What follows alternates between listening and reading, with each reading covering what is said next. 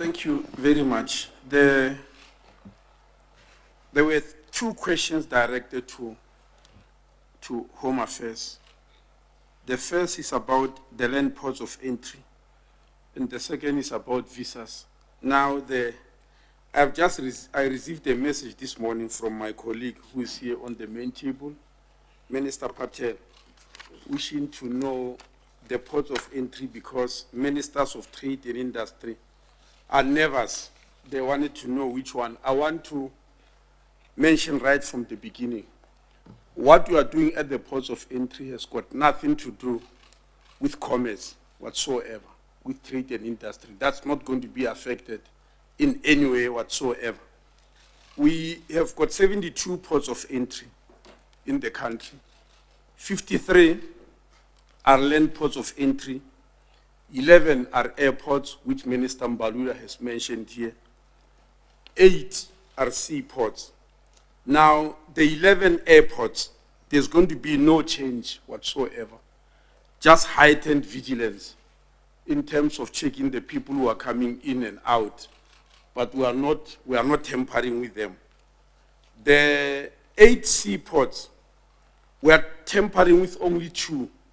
The other 6 will operate as they were. We'll tamper only with Saldanha Bay and Mossel Bay, only in as far as passengers and crew changes are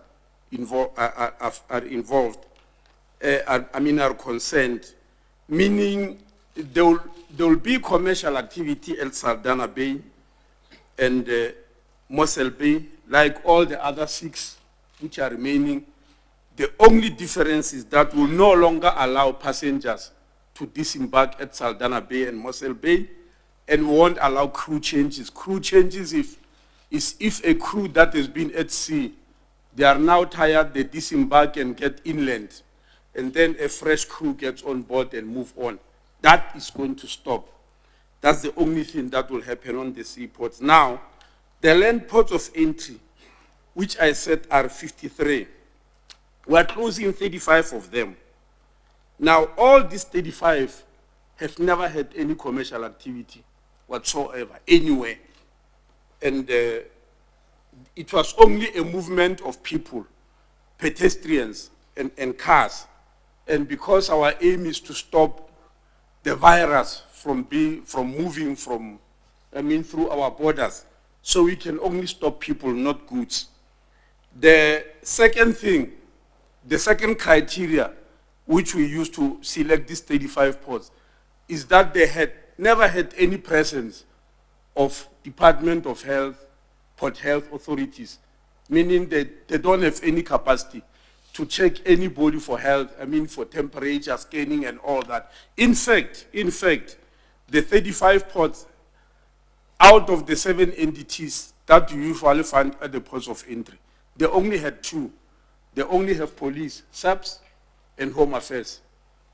They never had any other. There was no customs and no agriculture, no environment. So these are the ones that we are going to close. Now, there will be 12 border posts of entry which will be closed between us and Botswana. It means 5 will remain operating because there were 17. We'll close 9 border posts with Lesotho. It means 5 will remain operating because we had 14. We'll close 3 border posts with Mozambique. It means only 1 will remain operating because we had 4. We will close 5 border posts with Namibia. It means only 2 will remain operating because we had 7. We had only 1 border post with Zimbabwe. That's by Bridge, and we'll never close that one, of course. There is a total of 1,400 Home Affairs officials in all the 72 ports of entry. And these 35 account for only 90, and they will be redistributed throughout the other ports of entry. So maybe I need to mention specifically about Bridge before you ask me questions, because I suspect they are coming. It's the only border post we had with Zimbabwe, and we can't close it because it's a gateway to the rest of our continent. There are 124 officials there. We'll send 20 extra officials from this 90 from the closed border post. And then the remaining 70 will be distributed to the remaining 17 border posts, but with special focus on Lebombo, the only one that will be remaining with us in Mozambique, but also with Oshhoek, one of the remaining 5 with Eswatini is the main one, and also with Maseru and Fixbeck, part of the remaining 5 with Lesotho, both Maseru and Fixbeck, and then Kopfontein, part of the remaining with Botswana, but this is the main one. So that's what will happen with ports of entry. The important take-home message is that all of them were not commercial ports of entry. We only stopping people and cars, that's all. So the issue of visas is going to work this way. In fact, the only way to stop people from, the only legal way to stop people from the countries that were mentioned by the president is through the visa regime.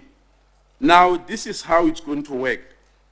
The countries that the president has mentioned, which we are focusing on, are 8. Out of these 8, 6 of them used to come to South Africa visa-free. They never needed any visa. It is Italy, France, Germany, USA, South Korea, and the UK. They needed no visas to come to South Africa. So this move will mainly affect Iran and China.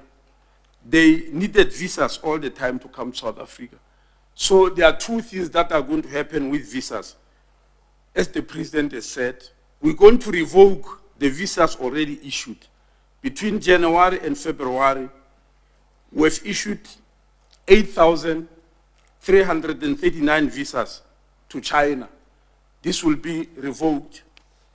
And in the same period, January and February, we've issued 429 visas to Iran, and this will be revoked. Now, the remaining 6 countries which used to come visa-free, we will now start requesting visas from them. And it's through these visas that will control their movement in and out of the country. That means we'll start asking for visas from Italy, from France, from Germany, US, from South Korea, and from the UK. Now, from the medium risk countries, which are 3, as the president has mentioned, Portugal, Hong Kong, and Singapore, we will also ask for visas. But the main difference with the others is that it will be sort of not a very tight requirement. The only thing we'll ask during their application for visa is to ask for a health certificate, really. That's why we'll need a visa, just to make sure that because they come from medium risk countries, they've been tested. We understand these countries are testing, and they've been given the certificate that they are clear of the virus.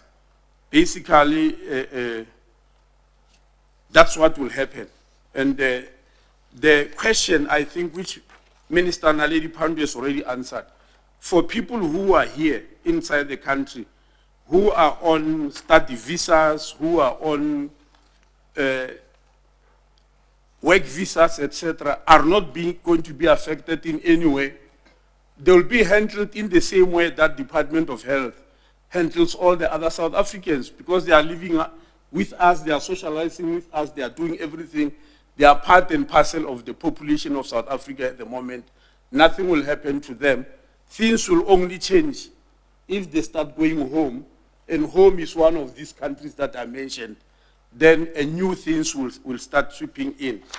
Lastly, from Home Affairs, in order to make sure that we follow the trail of all the people from the high impact countries that will be coming to South Africa, we have what is called advanced passenger process, which I think is important for me to explain.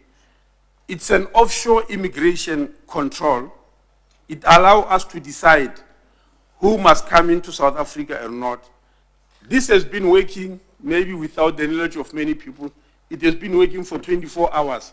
Any plane that leaves any airport in any part of the world, before they leave, they give us a list of passengers who are on the plane, and before it leaves, to see if we accept that they must all come to our country.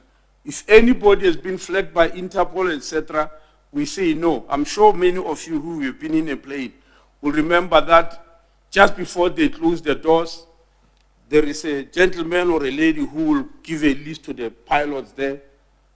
That list has got all the names of the passengers. It's sent to us electronically before the planes leave. If there's somebody we don't like there, we'll tell them that no, so-and-so mustn't come, and they'll offload that person. Yes, that advanced passenger process has been there in Home Affairs, right from, I think it has been prepared for the World Cup. So we have got it. So what we have done is that from Saturday, we have selected a team of 6 people. They work in terms of 12 hours. Once the plane leaves, the advanced passenger process will have allowed the plane to leave and come here, but it will have given us the list of passengers.